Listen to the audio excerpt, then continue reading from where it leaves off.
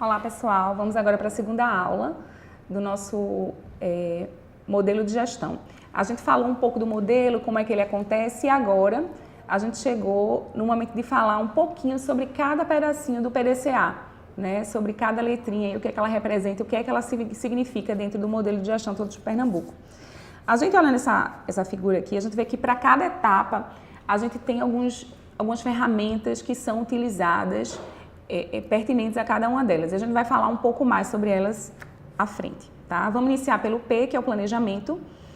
E aí, para o planejamento, que é a formulação da estratégia, que é o que a gente escreveu aqui em cima, fazendo aquele elo com o ciclo de políticas públicas. Então, para formular, para poder fazer esse planejamento, o modelo de gestão, ele se alimenta de 4 coisas muito importantes. Primeiro é o legado do mapa anterior, do mapa da estratégia anterior. A gente vai falar mais sobre mapa da estratégia um pouco mais à frente. Mas sempre que é criado um novo mapa, na hora da formulação da estratégia, a gente olha como ficou o mapa dos 4 anos anteriores, né? A gente vai lá beber no Pernambuco 2035, vamos falar um pouco mais sobre ele. No programa de governo, né, que é o programa que o candidato inicialmente apresenta quando vai se colocar como candidato a qualquer coisa, inclusive a governador do estado. E o seminário Todos de Pernambuco, que a gente também vai explicar. O Pernambuco 2035 é o planejamento estratégico de desenvolvimento de longo prazo do estado de Pernambuco. Então, ela apresenta uma visão de futuro para 5 grandes áreas, né, que ele definiu dentro de seu escopo. E a gente traz um pouco aí na tela a visão de futuro para cada uma dessas áreas. Tá? Se vocês quiserem dar uma lida, até se aprofundar mais no nosso material, lá na apostila vocês podem até pegar um detalhamento maior sobre esse planejamento estratégico. Mas, em suma, ele é dividido em 5 eixos estratégicos, tem 14 áreas de resultado atreladas a ela, tem 83 projetos estruturadores e 47 projetos de área pública, além de 36 projetos de interesse da iniciativa privada.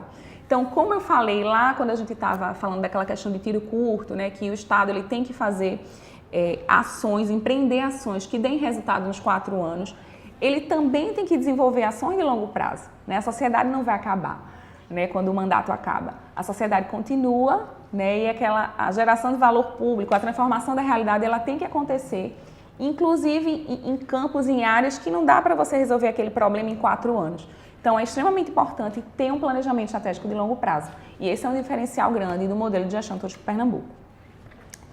E aí, o seminário Todos de Pernambuco, que é um método de ouvir a sociedade, né? Esse método do seminário Todos de Pernambuco foi, inclusive, premiado pela ONU, né? O modelo Todos de Pernambuco, ele tem várias premiações. Uma delas se refere aos seminários Todos de Pernambuco. Já foram realizadas 3 edições desse seminário, né? Como a gente vê, a gente tem alguns grandes números aqui.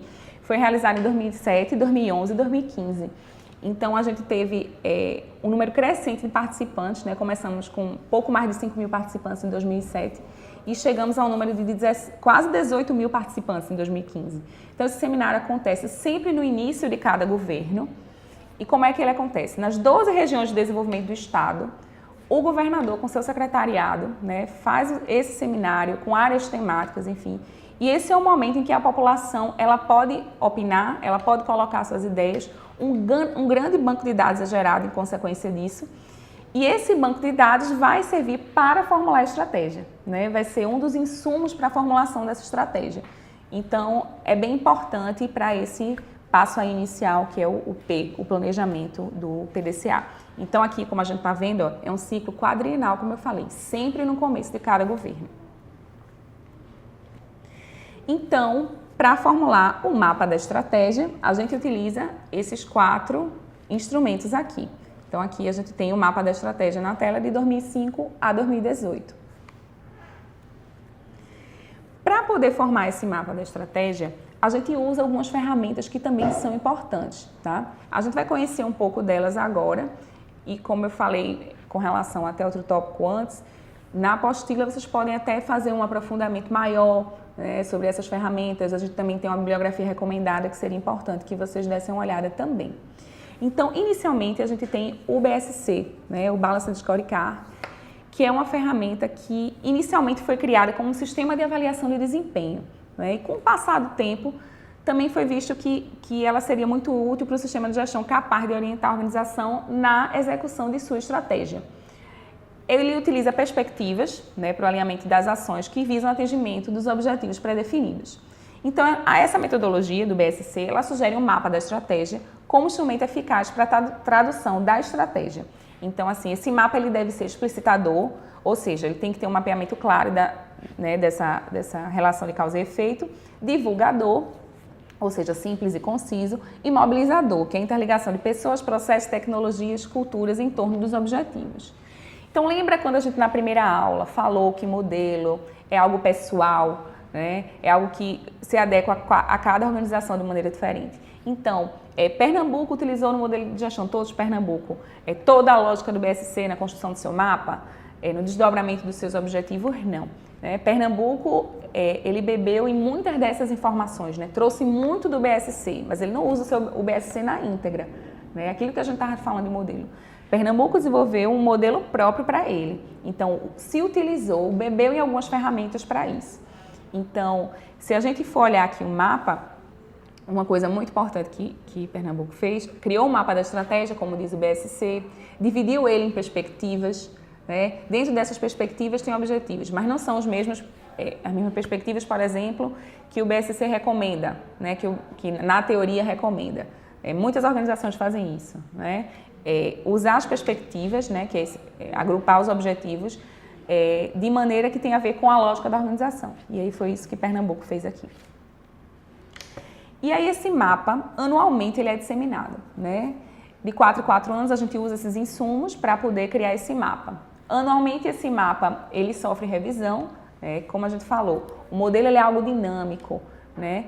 E a estratégia também deve ser algo dinâmico. Então, como a gente viu também até no ciclo de gestão de políticas públicas na disciplina de gestão pública, que esse PDCA, esse ciclo, ele gira o tempo inteiro. Então, não acontece o P separado, depois o D, depois o C, depois o A. Então, anualmente, essa estratégia, ela é sempre revista, revisitada, e anualmente ela é apresentada e esse mapa ele pode sofrer revisões sim. Então, sempre que isso acontece, isso é disseminado para os envolvidos, né? Todos aqueles órgãos e secretarias que eu falei na primeira aula, eles são convidados a ir para esse evento, né, de lançamento do mapa e acompanhar quais foram as mudanças que aconteceram, né? É muito importante ser disseminada a estratégia para todos os envolvidos. Então, para fazer o desdobramento daqueles objetivos que a gente viu ali no mapa, né? A gente pode ver aqui, ó, que a gente tem as perspectivas, dentro das perspectivas tem objetivos, e aí para poder desdobrar esses objetivos e fazer com que eles cheguem, né, às atividades, o que é ótimo, a gente tem esses objetivos aqui. E o que é que eu faço agora? Então a gente tem que estabelecer atividades, né, planos de ação, planos operativos, que eu vou explicar mais à frente, que façam com que esses objetivos sejam atingidos, né? Então, a gente usa uma ferramenta chamada de marco lógico, que Pernambuco também adaptou ao seu modelo, né? A gente tem aqui na tela, né, essa matriz que explica um pouco dessa adaptação do marco lógico para o modelo todo de Pernambuco. O marco lógico é uma ferramenta que foi desenvolvida pelo Departamento de Defesa norte-americano, né, nos anos 60, e atualmente é utilizado pela maioria dos organismos multilaterais e bilaterais de cooperação internacional, o BID, por exemplo. E ele é muito útil para a gente lidar com a situação problema e quando é necessário o estabelecimento de um plano para o alcance da meta. Então, seu principal objetivo é explicitar os resultados a serem alcançados, visando direcionar os esforços de monitoramento. Então, se a gente olhar aqui, ó, a gente desdobra objetivos em resultados, resultados em produtos, atividades e aloca recursos para essas atividades. Então, vou mostrar aqui um exemplo para vocês. Por exemplo, aqui no mapa, selecionei um objetivo, né? Para cada um objetivo desse aqui dentro do mapa, a gente tem uma coisa chamada mapa do objetivo estratégico. Então, a gente tem um mapa da estratégia e para cada objetivo a gente tem um mapa do objetivo estratégico. E aí, como é que aquela lógica, né, aquelas etapas, aqueles elementos do marco lógico funcionam dentro aqui do nosso mapa do objetivo estratégico? Então, se a gente olhar aqui o mapa do objetivo estratégico, a gente selecionar o objetivo, selecionamos aqui o objetivo do Pacto pela Saúde, a gente pode perceber que o objetivo ele tem alguns resultados associados a ele, tá? Então, aqui a gente tem o mapa do objetivo, então tudo isso aqui é o objetivo, e aí a gente tem, ó, alguns resultados associados a esse objetivo, tá? Então, aqui a gente selecionou o resultado, ampliação da cobertura dos serviços de saúde. Dentro desse resultado, a gente tem alguns produtos associados também. Nesse caso aqui, ó, implantação do modelo da rede de atenção à saúde, reforma e ampliação. Então, são produtos dentro desse resultado.